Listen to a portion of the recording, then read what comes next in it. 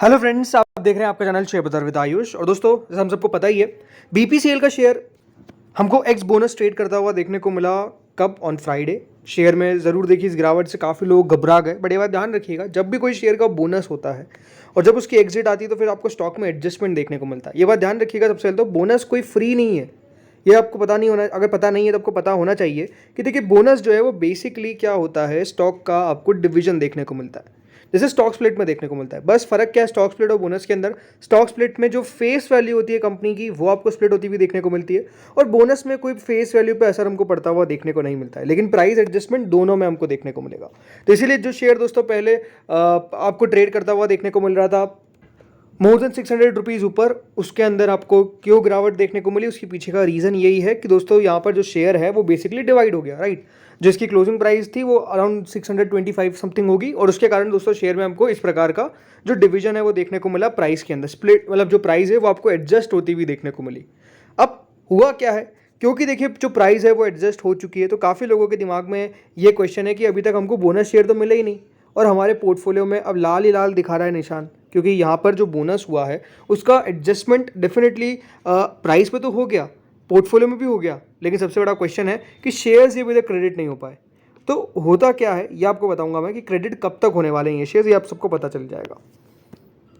So friends देखिए, BPCL की bonus हुई है on 21st, right. Ex date है 21st की। अभी बात ध्यान रखिएगा, सबसे पहले तो किनको बोनस मिलने वाला है, राइट। सबसे बड़ा क्वेश्चन तो यही है, जिसने भी देखिए शेयर 20 तारीख को ले लिया, राइट, 20 या फिर उससे पहले पहले, राइट। अगर आपके पास 20 तारीख को शेयर था या फिर उससे पहले शेयर था, और आप कब तक होल्ड करते थे? टिल एक्स डेट, कम से कम एक्स डेट तक अगर आप होल्ड कर रखा है आपने, तो ही जाकर आपको बोनस का शेयर मिलेगा। मान लीजिए मेरे पास 15 तारीख को शेयर था, 16 तारीख को शेयर था, 17 तारीख को शेयर था, 18 तारीख को था, 19 को भी था, लेकिन मैंने बेच दिया 20 को। अब क्या मुझे मिलने वाला है? नहीं मिलेगा आपको, फिर बोनस शेयर नहीं मिलेगा। क्यों? बिकॉज दोस्तों आपके पास जो शेयर्स थे वो नहीं थे ऑन 20th। अगर आपके 20th को आपने बाय की फॉर एग्जाम्पल, तो क्या मुझे बोनस मिलने वाला है? 110% मिलने वाला है। आपको बोनस का शेयर मिलेगा ही मिलेगा। मैंने बाय करे हैं 21st को शेयर, तो क्या मुझे बोनस मिलने वाला है? क्योंकि एग्जिट तो 21 तारीख को थी, बिल्कुल भी नहीं मिलेगा आपको। ये बात ध्यान रखिएगा, जब भी एग्जिट होती है उससे एक दिन पहले आपको खरीदना पड़ता है। अगर आपके पास आपके शेयर्स में एडजस्टमेंट हुआ है, अगर आपकी जो शेयर की वैल्यू जो थी उसमें एडजस्टमेंट हुआ है, आपके पोर्टफोलियो में बीपीसीएल के शेयर अब आपको 50% लॉस में दिखा रहे हैं, तो ये बात ध्यान रखिएगा, आप एलिजिबल है किसके लिए? बोनस के लिए। तो ये डाउट अपने दिमाग में ना रखें कि अगर मैंने शेयर 20 तारीख को लिया, 21 तारीख को लिया, तो मेरे को कब बोनस मिलने वाला है। 21 तारीख पे जिसने भी लिया है उसको नहीं मिलेगा, 20 तारीख पे जिसने भी लिया है या फिर उससे पहले से ले रखा हो और होल्ड करते हैं आप टिल 21st, तो आपको बोनस मिलने वाला है, तो आप बोनस के लिए एलिजिबल है। और यह ध्यान रखिएगा, रिकॉर्डेड एक अगले दिन होती है, लेकिन अब प्राइस एडजस्टमेंट तो हो चुका है, तो अब शेयर्स कब तक मिलेंगे? सबसे बड़ा क्वेश्चन ये है। तो अब आप देख सकते हैं क्रेडिटिंग डेट क्या दिख रखी है। The bonus shares are expected to be credited to share holders account by July 8, 2024 BPCL bonus share. तो 8 जुलाई तक क्या मेरे पास शेयर आएंगे? तो देखिए 8 जुलाई से पहले भी आ सकते हैं। वैसे देखिए 10 से 12 वर्किंग डेज लगते हैं, लेकिन इस टाइम को काफ़ी देखिए हद तक कम कर दिया गया है, कभी कभार 8 दिन में भी आ जाते हैं, बट हाँ एग्जैक्ट टाइम नहीं पता है। बट ये है कि 8 जुलाई से पहले पहले आपके शेयर्स किसी भी हालत में आपके पोर्टफोलियो में शो कर जाएंगे, और एडजस्टमेंट भी देखिए उस प्रकार से आपकी प्राइस में हो जाएगा, राइट। क्योंकि अभी काफ़ी लोगों का नुकसान दिख रहा होगा, बट उसकी कोई चिंता ना करें, आपका जो शेयर का प्राइस है, राइट, वो भी एडजस्ट हो गया होगा। वो भी डिपेंड करता है ब्रोकर टू ब्रोकर। काफ़ी ब्रोकर्स होते हैं जो पहले एडजस्टमेंट कर देते हैं, काफ़ी ब्रोकर्स होते हैं जो शेयर्स आने के बाद एडजस्ट करते हैं। तो अगर आपका ब्रोकर जो भी हो, आप मुझे बताइए कि आपके शेयर्स जो है वो बेसिकली क्या एडजस्ट ऑलरेडी हो चुके हैं, मतलब जो स्टॉक की प्राइस है आपकी एवरेज प्राइस है वो क्या ऑलरेडी एडजस्ट हो चुकी है या फिर नहीं हुई, बताइएगा मुझे कमेंट सेक्शन में। लेकिन डेफिनेटली 8 जुलाई को दोस्तों यहाँ पे आपको बोनस शेयर्स क्रेडिट होंगे। अब और बात करते हैं बीपीसीएल के ऊपर। बीपीसीएल के अंदर एक अच्छी बात क्या है कि देखिए कंपनी लगातार हमको ग्रो करती हुई दिख रही है। ज़रूर देखिए अब इन ऑयल मार्केटिंग कंपनीज़ में बहुत सारी प्रॉब्लम्स हमको काफ़ी बार देखने को मिलती है, बट काफ़ी बार देखिए कंपनीज अच्छा करती है। स्पेसिफिकली देखिए इनका जो डिविडेंड रेट होता है, राइट, जो डिविडेंड यील्ड होता है जिसको हम बोलते हैं, वो आपको काफ़ी बढ़िया देखने को मिलेगा। अगर अभी आप देखेंगे कि जो कंपनी के नंबर्स निकल कर आए, जैसे कि कंपनी के नंबर्स अगर आप देखेंगे तो डेफिनेटली यहाँ पर 1,03,000 करोड़, 1,15,000 करोड़, 1,16,000 करोड़ कंपनी का रेवेन्यू है, सेल है, राइट। अब यही प्रीवियस ईयर में मार्च 2023 के अंदर 1,18,000 करोड़ था, तो इस बार तुमको कम देखने को मिला 1,16,000 करोड़ के अंदर, बट नो डाउट देखिए BPCL भी आपको डेफिनेटली काम करता हुआ देखने को मिल रहा है कि किस तरीके से और भी ज़्यादा अपॉर्चुनिटीज़ क्रिएट की जाए। अब क्योंकि देखिए इन ऑयल मार्केटिंग कंपनीज़ के डेफिनेटली प्रॉफिट्स में भारी हमको कमी देखने को मिली, इसमें कोई डाउट नहीं है। जो पहले कंपनी के मुनाफे आ रहे थे उसमें काफ़ी बड़ी कमी आपको आती हुई देखने को मिली, लेकिन अब यहाँ पर हम कह सकते हैं चीज़ें थोड़ी सी सॉर्ट आउट होती हुई देखने को मिल रही है, इसलिए नंबर्स अब अच्छे आते हुए नज़र आ सकते हैं इस प्रकार की एक्सपेक्टेशन से। अगर आप कंपनी की मुनाफा देखेंगे दोस्तों यहाँ पर जिस तरीके से था मार्च 2023 के अंदर करीबन 2,130 करोड़, अब वो बढ़कर कितना 26,000 करोड़ आपको होता हुआ देखने को मिला।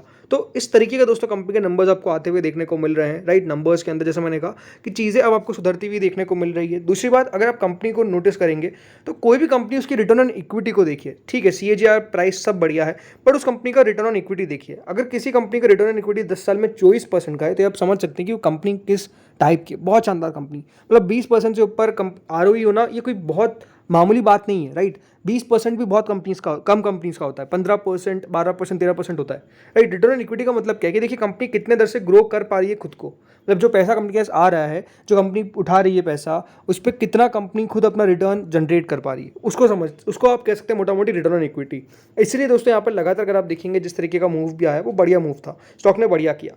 अब क्योंकि देखिए इसका एडजस्टमेंट हमको होता हुआ नजर आ चुका है स्टॉक का, तो डेफिनेटली तो स्टॉक थोड़ा बहुत वॉलेटाइल रह सकता है, बट स्टिल अगर आपके पोर्टफोलियो में कंपनी है तो मेरे हिसाब से एक अच्छी कंपनी है जो लॉन्ग टर्म बेसिस पे आप रख सकते हैं। क्यों? क्योंकि एक अच्छी बात तो क्या है, इनका यहाँ पर आप कह सकते हैं यहाँ पर जो डिविडेंड यील्ड है, राइट, वो भी अपने आप में काफ़ी दमदार हमको देखने को मिल जाती है, राइट। सबसे अच्छी बात तो ये भी है, बहुत सारी कंपनीज का डिविडेंड यील्ड अच्छा नहीं होता है, लेकिन इसका डिविडेंड यील्ड भी काफ़ी आपको अच्छा देखने को मिल जाता है। दूसरी बात, इसके अंदर आप देखिए FIS का स्टेक, FIS पिछले कुछ क्वार्टर से लगातार अपना स्टेक जो है वो इस कंपनी में बढ़ा रहे हैं।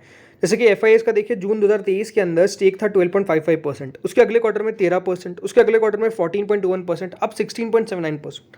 तो आप समझ सकते हैं कि यहाँ पर जो FIS का स्टेक है वो कितना तेजी से बढ़ता हुआ नजर आया। जरूर हम कह सकते हैं उस समय DIS ने अपनी स्टेक कम करती हुई नजर आई, जैसे कि DIS का स्टेक जून 2023 के अंदर ऑलमोस्ट 23% था, जब कम होते होते 21% पर आ चुका है। लेकिन अगर FIS का स्टेक देखेंगे तो डेफिनेटली इंक्रीज हो रहा है। पब्लिक का स्टेक कम होता हुआ देखने को मिल रहा है, तो पब्लिक का स्टेक कम होता है तो क्या नेगेटिव बात है? कोई नेगेटिव बात नहीं है। FIS और DIS का स्टेक बढ़ना चाहिए, ये एक बहुत पॉजिटिव बात होती है। लेकिन इसके अंदर हम देख सकते हैं FIS लगातार अपना जो हिस्सा है वो बेसिकली कंपनी के अंदर बढ़ाते हुए दिख रहा है। एक और इंपॉर्टेंट बात, वो ध्यान रखिएगा, बजट आने वाला है। अब बजट के अंदर हमको यही देखना है कि क्या रहता है फॉर द OMCs, राइट। यहाँ पर क्या है, the fate of 15,000 crore fund aimed at energy transition and net zero objectives announce for state owned oil marketing companies in last year budget but never disbursed, it is still hazy ahead of union budget for FY 24-25। तो यही देखना है कि देखिए government इस industry के लिए क्या लेकर आती है, बिकॉज देखिए सरकार का एनर्जी ट्रांजिशन के ऊपर बहुत ज़्यादा फोकस है। और ये बात ध्यान रखिएगा, जो सरकारी कंपनीज है वो क्या करेगी, वो भी अपने आप को ट्रांजिशन करती हुई नजर आएगी, राइट। इसलिए एक्सपेक्टेशन ये है कि एक अच्छा खासा कैपेक्स हो सकता है कि इनके लिए लाया जाए। जैसे कि 2023-24 के अंदर सरकार ने 30,000 करोड़ का एक प्रायोरिटी कैपिटल इन्वेस्टमेंट लाया था इन सब कंपनीज के लिए। बट अगर आप देखेंगे तो ये बात सही है कि देखिए कितना काम हो पाए ये अपने आप में थोड़ा सा अभी क्वेश्चनेबल है। बट मेरे हिसाब से देखिए सरकार इस बार जरूर देखिए एनर्जी ट्रांजिशन के ऊपर बहुत फोकस करेगी, तो ये ऑयल मार्केटिंग कंपनीज भी फोकस में रहेगी टिल द बजट। तो ये देखना कि बजट के अंदर इनके लिए आता क्या है। बाकी ठीक है, देखिए देखते हैं स्टॉक कितना और अप मूव दिखा पाता है, फिर डाउन मूव दिखाता है। पिछले एक महीने में अगर आप देखेंगे 3-4% टूटा है, लेकिन नो डाउट रिटर्न आपको अच्छे खासे डिलीवर करता हुआ देखने को मिला है इन द लास्ट 6 मंथ्स। तो दोस्तों इस वीडियो में इतना ही था, होपफुली आपको अच्छा लगा होगा। Thank you friends for watching this video.